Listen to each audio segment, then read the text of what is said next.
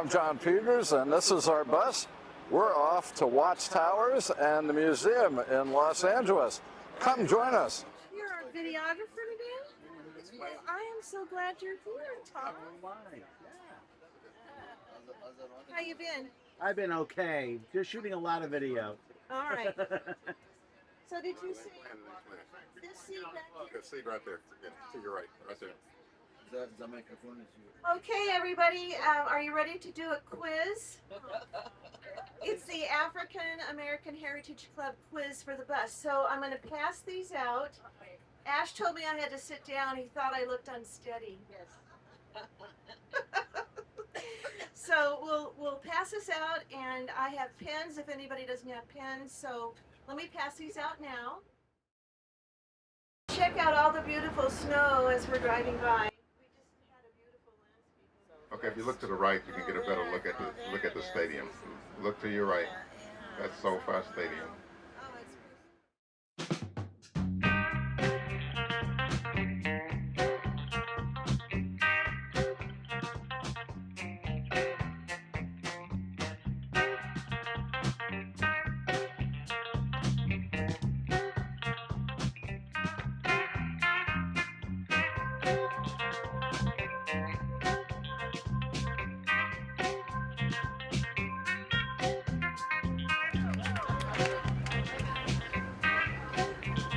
We are arriving at the Watchtower parking area.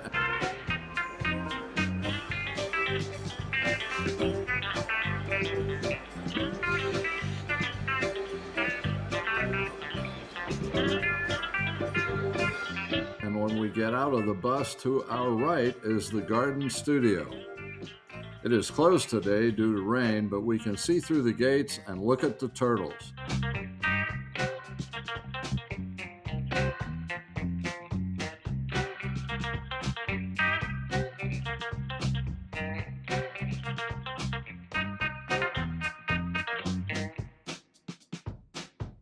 As we walk toward the studio, we pass the statue of Mama Watts and the life-size sculpture of Simon Rodia. Inside the studio walls are lined with prints with various scenarios.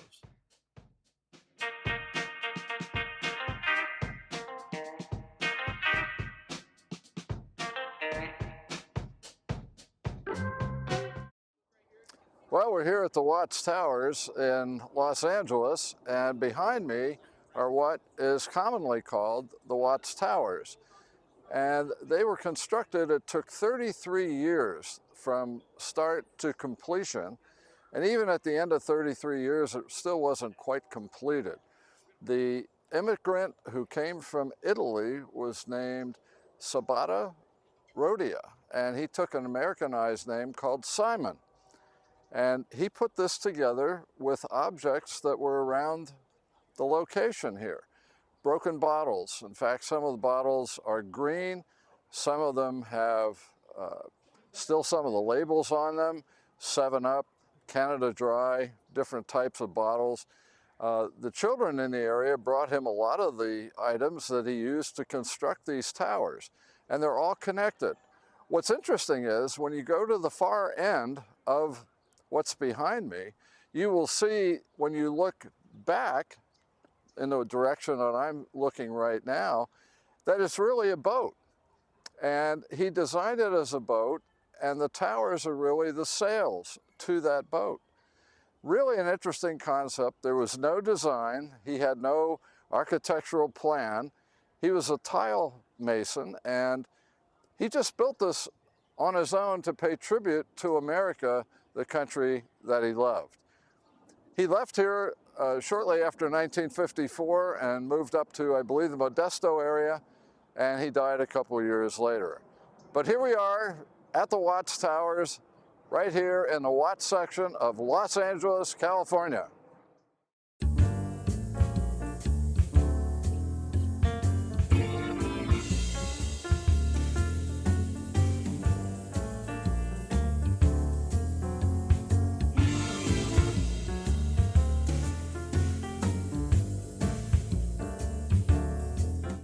We're standing here at Doolin's on Crenshaw a fabulous soul food restaurant right here in Los Angeles. And with me today is Greg. Greg, welcome. Well, welcome to you, and I'm just so happy to have Laguna Woods visit my restaurant today. Well, we're glad to be here. Why don't you tell our viewers a little bit about the history of the restaurant, Sure. the type of food, and what makes it so famous here? Well, first of all, Doolin's is a family-owned business. We started in 1975 with a little hamburger stand. Wow. My parents, Adolph and Mary Doolin, ventured off into the restaurant business, and now we operate 3 soul food restaurants, all branching off from our famous restaurant called Aunt Kizzy's Back Porch, which was located in Marina Del Rey.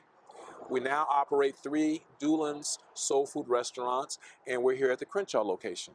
Wow. What's your specialty? I know soul food covers a lot, but what's your specialty? Well, okay, so we have our specialty, then we have my favorite. So our specialty is fried chicken, hands down.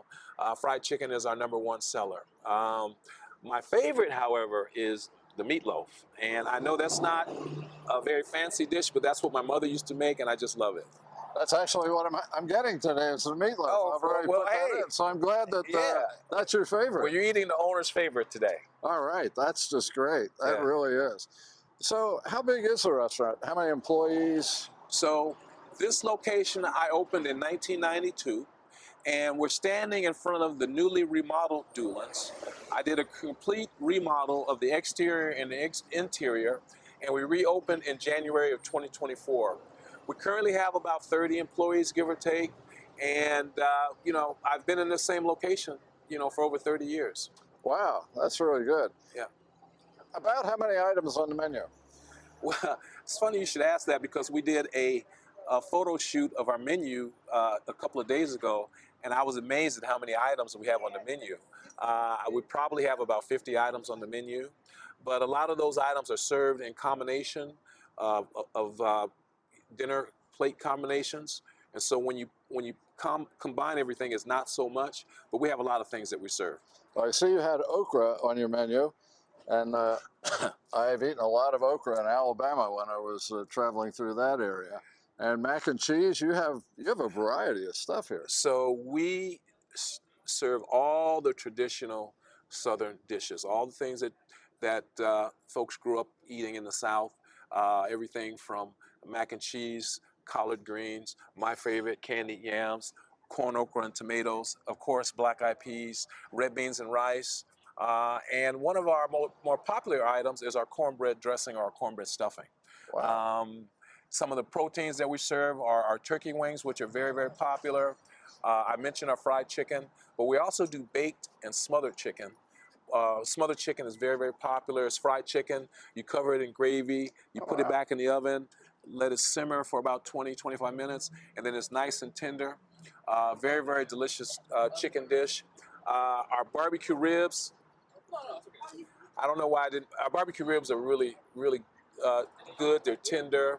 And we recently started doing salmon. And then I'm very proud to say that 3 weeks ago, we started serving breakfast.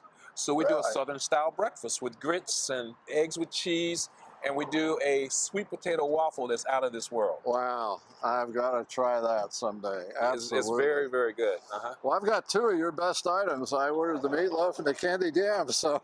Those are 2 of my favorites. So you did good. We're in good shape. You could have ordered from me today. All right, I just might. Very good. So, what drew you to this part of town?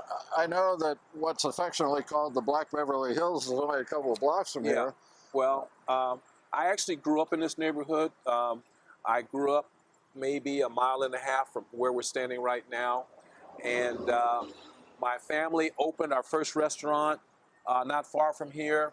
It was a hamburger stand called Hamburger City. We opened in 1975.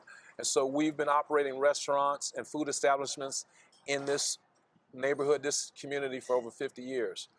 It just so happened that when I graduated from Howard University and I came back to work with my parents, this particular restaurant became available. And so I'm really here in this location by luck because I was able to purchase the property from the then owner who was retiring at the time. And she saw how hard I was working and my work ethic. And so she wanted to make sure that I owned the property. And so I've been here operating the business as a owner operator ever since for Wow. over 30 years. And when you were at Howard University, for those of our viewers who don't know, that's in the Washington, D.C. area. Howard University is in Washington, D.C. Exactly. Kamala Harris went to Howard University. All right. Yes. Well, what was it like to leave the West Coast and go to the D.C. area for a while? And then you came back. So was it the restaurant that drew you back, family that drew you back, or just the love of the area? So that's a good question. So going from the West Coast to the East Coast, I left here in August, so it was hot. They have humidity back there that we don't have here. Very true. And then shortly after that, it was cold. And so that was the big adjustment I had to deal with, the weather, especially the cold. But it was always my plan, and the reason I went to Howard was I went to study business because I knew that I wanted to come home and work in the family business. So this was always my plan. It just so happened I got sidetracked, and after I graduated from Howard, I went to New York for a few years, and I worked for J.P. Morgan Chase. And after doing that for a few years, then I came back to Los Angeles and joined the family business, and I'm so happy that I've done this. I've only had 2 jobs in my entire life. Wow, good for you. Thank you. That's a great story. Yeah. I'm familiar with Howard. I got my undergrad at the University of Baltimore, just up the road. Oh, so right. I know Howard pretty well. Yeah. Absolutely. So how do you think your education and then your work in New York helped you be successful here? Oh, that's a good question. Well, the business education was tremendous in just helping me know how to navigate running a business and handling finance and things like that. But more importantly, my education at Howard drilled in me my responsibility to give back to whatever community I landed in or whatever community I served. And so that's been one of the secrets of our success. It's our growth through giving strategy, which has led to the community really supporting us. As it relates to working for the bank, that's just a great education. I happen to be a loan officer, and so that helps me to this day when I have to apply for financing or whatever for the bank or for the restaurant, and I kind of know what the language is and what people need to see and things like that. So yeah, that helps. You got to look under the hood a little bit with the finance stuff, so Yes. that's always a plus. What would you say to our viewers is the motto of your restaurant or the mission of your restaurant? Wow. Yummy. The model of my restaurant, I think the mission of my restaurant is to just be a good community citizen, to help out when we can, to give back. When I opened the restaurant after leaving Howard, I didn't see this as me opening a business, but more so of me coming back to the neighborhood where I grew up to serve the people that I love and respect. And so that was something that I just made me really, really proud to be able to do that. I give back to the community a lot. This time last year, I was in Altadena working with World Central Kitchen, feeding fire victims and first responders. Good for you. And from January, we were there from January through almost the end of April, and we served almost 30,000 meals. Wow. And that's one of the proudest things that I've ever done in my life.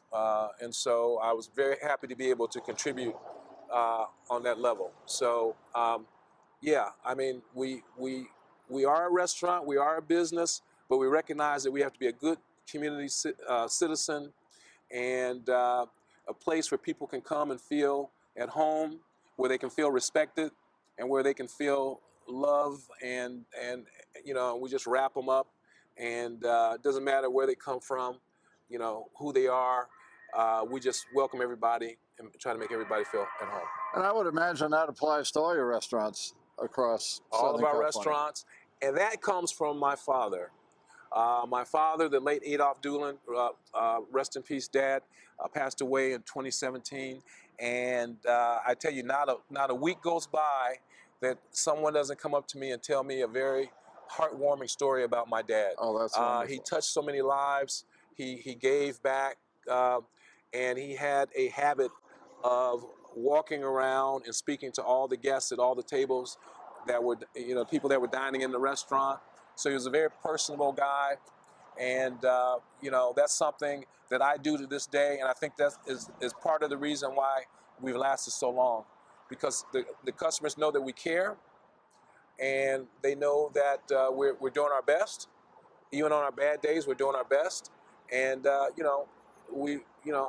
love what I do. I genuinely love what I do.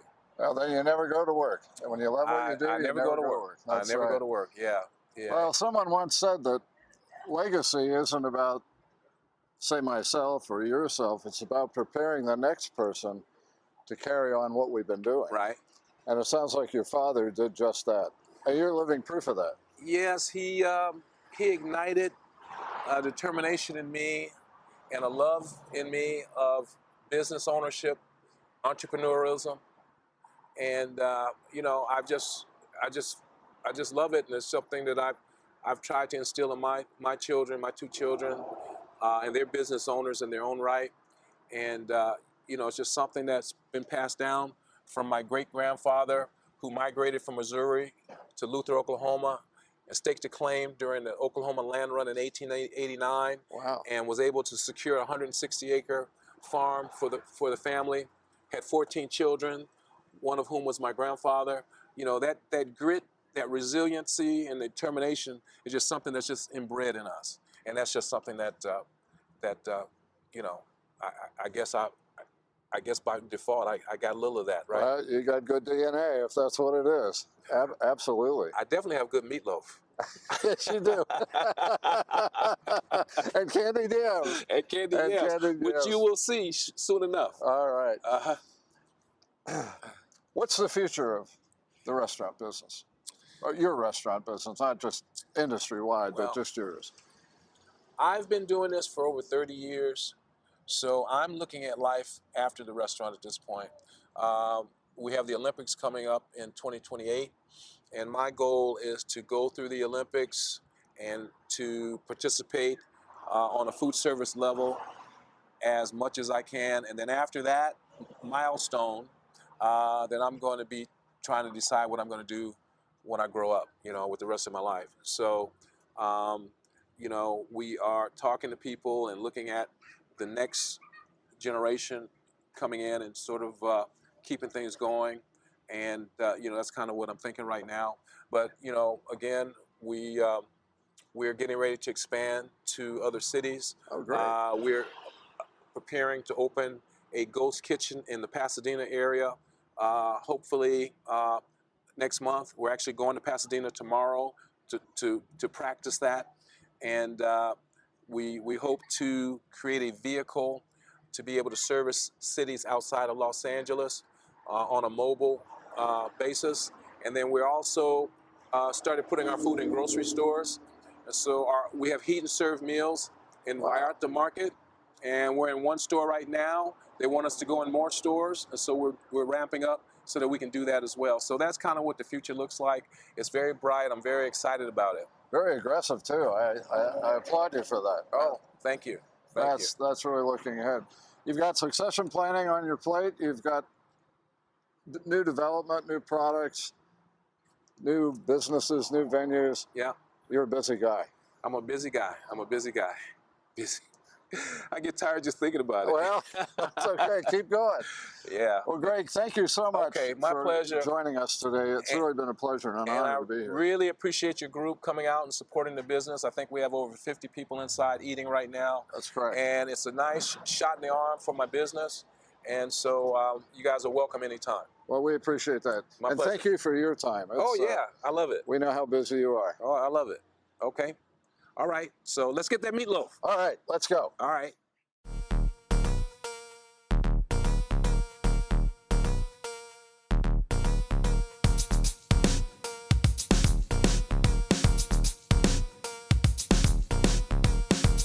The first room is the black interior and consists of various black artists and different mediums such as fabric, wood, sculptures, and such.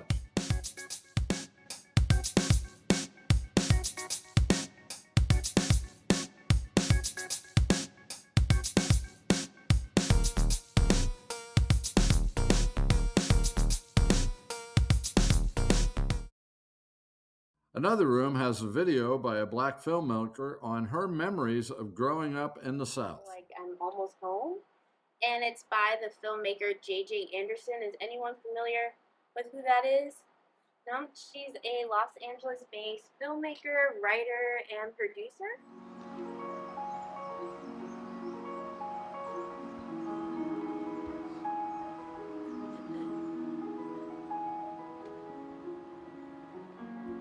I feel like when you're a kid, everything is so like free. It's just like everything is just great in life because you don't have to worry about any problems. So it's just like, you know, life is good at the moment. Basically, growing up for me, it was just like sweet, like candy.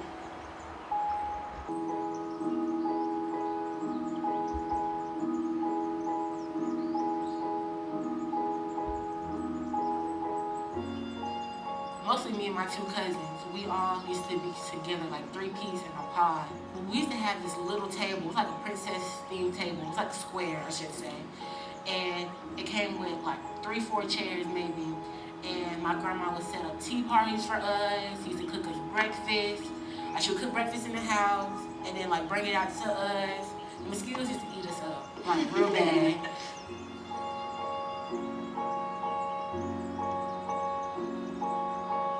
My good memories were just growing up in the country, running around barefoot. Mine too. Yeah. And we discovered there was a vine that hung from the tree over the canal. And we jump on that vine, going back through the woods, we jump on that vine, and that vine would throw us down into the canal where the water was, and up on the other side.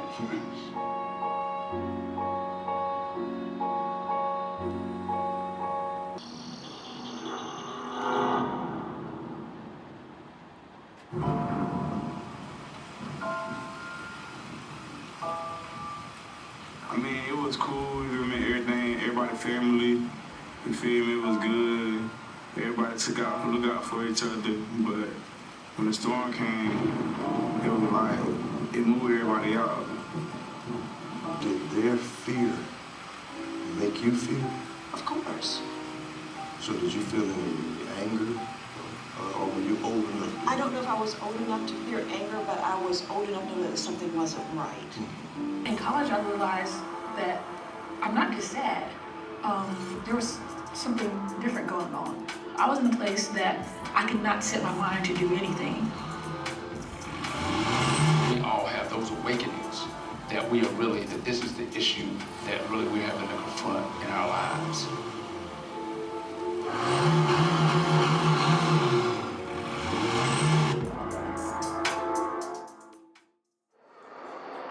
Is anyone familiar with Sonia Sanchez? She was a professor, a poet, I believe a leading figure in the Black arts movement as well. And she wrote this poem for her children, actually. Does anybody want to read it? I shall become a collector of me. I shall become a collector of me. I shall become a collector of me. I shall become a collector of me. I shall become a collector of me. I shall become a collector of me. I shall become a collector of me and put meat on my soul. Why would J.J. Anderson put this poem in this gallery? Thinking about that film. What's it talking about? The way I interpret this is collecting those parts of ourselves, of our childhood that bring joy, those things that you want to hold on to as we go through life. We want to collect them and cherish them. And that last line, and put meat on my soul, to me, I interpret that as you gotta live, you gotta go through some things. It's not about being perfect, but it's about really experiencing life in its raw form and all the colors that is. Well, here we are in Los Angeles. We're still here, and we are at the African American Museum, the California African American Museum, right here in Los Angeles. And if you didn't make this trip, you really missed out on a great, great day. And making the trip with us today is the mayor of Laguna Woods, Annie. Welcome. Thank you. Thank you. You joined the group today. Any particular reason? Well, yes, there are many reasons. Number one, the tour was put on by the African American Heritage Club of Laguna Woods, and I am president of the African American Heritage Club. So, and I live in this community, so that's why I am here. Well, good for you. What did you think of the day? I thought it was fabulous. But I agree. It was absolutely amazing, starting with the visit to the Watts Towers. It was just really amazing. The lunch was amazing. And now here at the museum, it has just been a jam-packed good day. Lots of fun, lots of excitement. And it's really, really good to see members of the club and members of the community come out, not just to support the African American Heritage Club, but also to see what's available in the community. You're absolutely right. I was talking to someone just a little earlier, and we were talking about coming to events like this and going to the places that we saw today. Not only do you learn more, but the real undertow is understanding. And I think people getting to understand the African American community more and more, just like any other ethnicity, is very, very important. And I think being the president of the club, you can probably verify that. Absolutely, absolutely. What would you say to encourage people to sign up for the next one so they don't miss out? You know, register early and get your seat. Thank you for joining us. If you're watching this and you didn't get to go, listen to the mayor. Sign up. Don't delay, because this was a fabulous, fabulous event.